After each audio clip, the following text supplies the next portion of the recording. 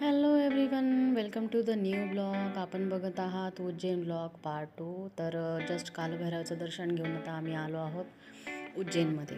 कालभैरवचं मंदिर उज्जैनच्या थोडंसं बाहेर आहे, त्याच्यामुळे आम्ही आधी कालभैरवाचं दर्शन घेतलं आणि आता आम्ही जात आहोत महाकालच्या दर्शनासाठी, जे की आहे उज्जैनमध्ये.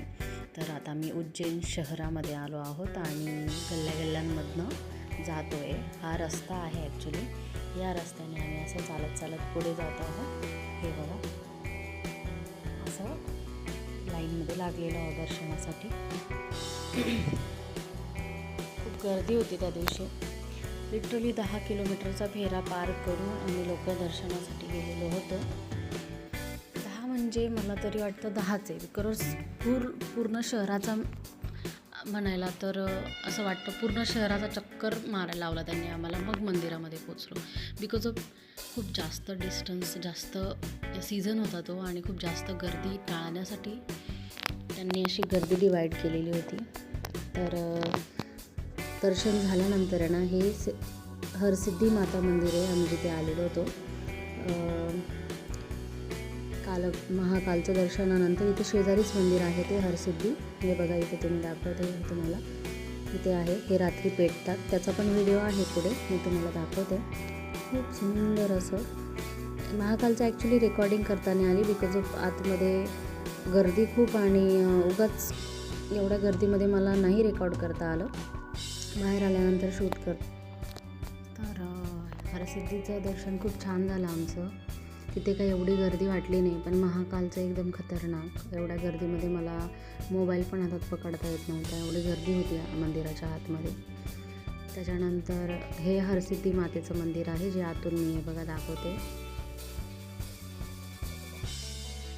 तर ही हरसिद्धी माता तिथल्या राजाची कुलदेवता होती, तुम्ही बघू शकता.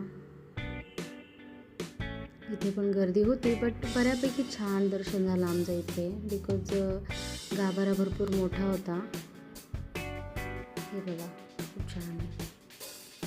इथे देवी दिसते आपल्याला व्यवस्थित स्पष्ट आणि छान दर्शन झालं. मग बाहेर आलो, त्यानंतर आलो आम्ही बडा गणेश. तर हे आहे बडा गणेश, जिथल्या दर्शनाला आलो आम्ही. गणपती बाप्पा आहे, नावाप्रमाणेच तो बडा गणेश आहे.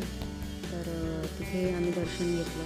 त्याच्यानंतर होती बऱ्यापैकी, पण एवढी काही गर्दी नाही, खूप लाईन लावा लागल्या वगैरे असं काही नाही. तिथे एक ब्राह्मण होते. आता इथे ही जी एक लेडी होती ना, जी खेळणे विकत होती, आणि स्पृहाच्या पप्पांच्या हातात जे खेळणे दिसते ना, असे 2 पीस तिच्याकडे उरले होते. आणि तिचं असं म्हणणं होतं की ते थोडे डिफेक्ट आहे, तर ते तुम्ही फ्रीमध्ये घेऊन जा. तर आम्ही चालून बघितलं, ते बऱ्यापैकी चालत होतं. मग मी काय फ्री नाही घेतलं, मी तिला पैसे दिले. आणि त्याच्यानंतर आम्ही कॉरिडॉरमध्ये जाणार होतो, महाकालचं ते कॉरिडॉरमध्ये ॲक्च्युली. बट आम्ही 1 तारखेला गेलो होतो आणि कॉरिडॉर 5 तारखेपर्यंत बंद ठेवलेलं होतं त्यांनी, बिकॉज ऑफ गर्दी खूप होती, रश खूप असल्यामुळे त्यांनी ना बऱ्याच गोष्टी बंद ठेवलेल्या होत्या. त्याच्यामुळे आम्ही कॉरिडॉरमध्ये आम्हाला काही जाता आलं नाही. पण आम्ही असं साईडला थोडेसे होते असे फोटो वगैरे काढण्याची जागा, जिथं आम्ही उभं होतो. त्याच्यानंतर हे राजा विक्रमादित्यचे तिथे म्हणजे असं पुतळा वगैरे बसवलेला होता, त्यांचे देव वगैरे असतील. तर एक असं बनवलं होतं त्यांनी, एक मेमोरियल असं बनवलेलं होतं त्यांनी इथे, जिथे की आम्ही तिथे गेलो आणि तिथे पण छान फोटो काढले आम्ही. छान होतं जरा. हे बघा, मी खाली थांबूनच असं जरा हे केलं आणि मस्त होतं जरा असं, म्हणजे बघण्यासारखं आहे, तुम्ही गेलं पाहिजे. की त्यांच्या राजदरबारामधले 9 पर्ल्स, म्हणजे 9 डायमंड वगैरे जे कोणी होते, जे त्यांना खूप सजेस्ट करत असतील चांगल्या चांगल्या गोष्टी, ते त्यांचे पण तिथे एक मेमोरियल बनवलं आहे, स्टॅच्यू आहे त्यांचे बसलेले असे. आणि विक्रमादित्यांचा खूप मोठा पुतळा आहे, हे बघा, हे आहे. आणि खूप मोठा पुतळा आहे मागच्या बाजूला, तो पण मी तुम्हाला दाखवतेच पुढे.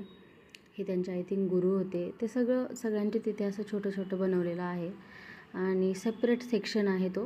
आणि ते तिथे तुम्ही जाऊ शकता बघायला. भरपूर लोक तिथे आलेले होते, फोटो काढत होते. आणि आम्ही पण सेम फोटोशूट वगैरे केलं तिथे.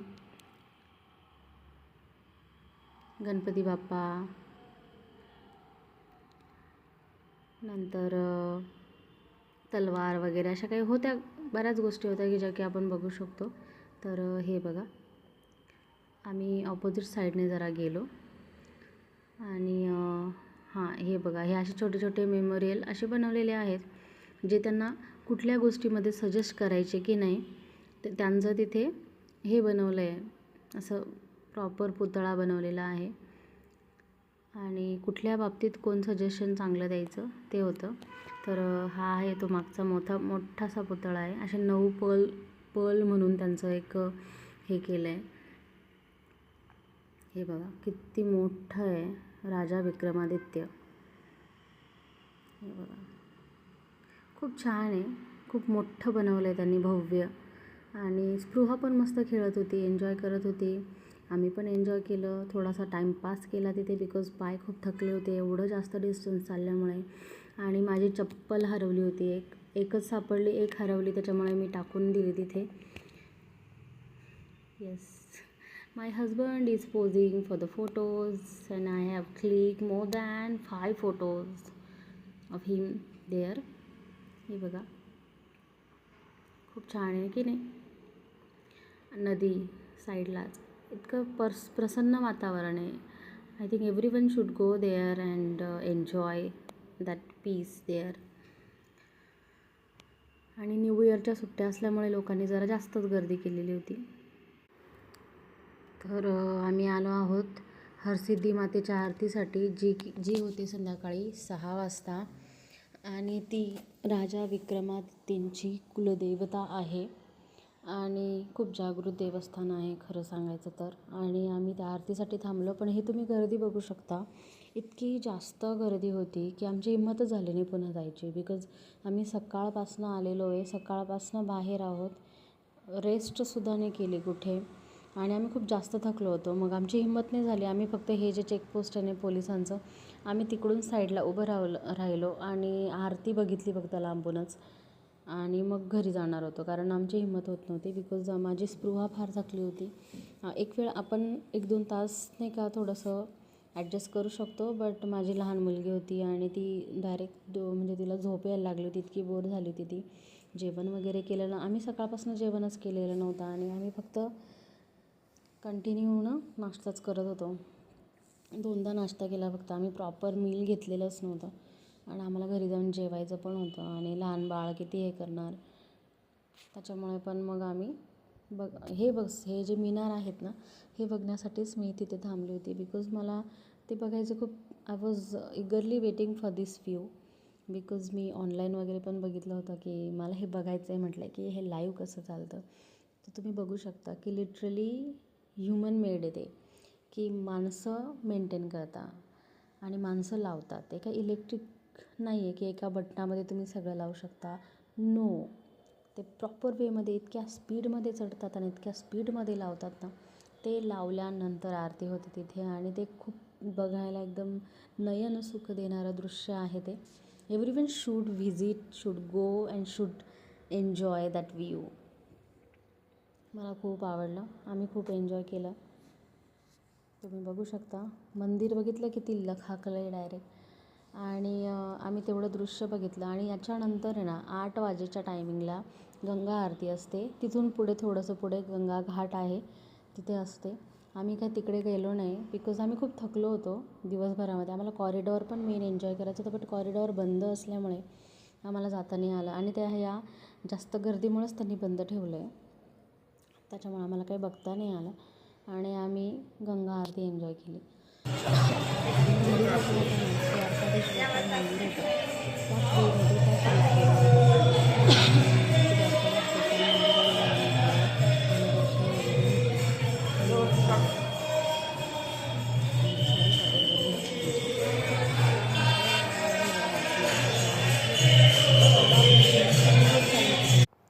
हे एव्हरीबडी, तर आता आम्ही निघालो आहोत ओंकारेश्वरसाठी आणि ते तुम्ही बघाल पार्ट 3मध्ये.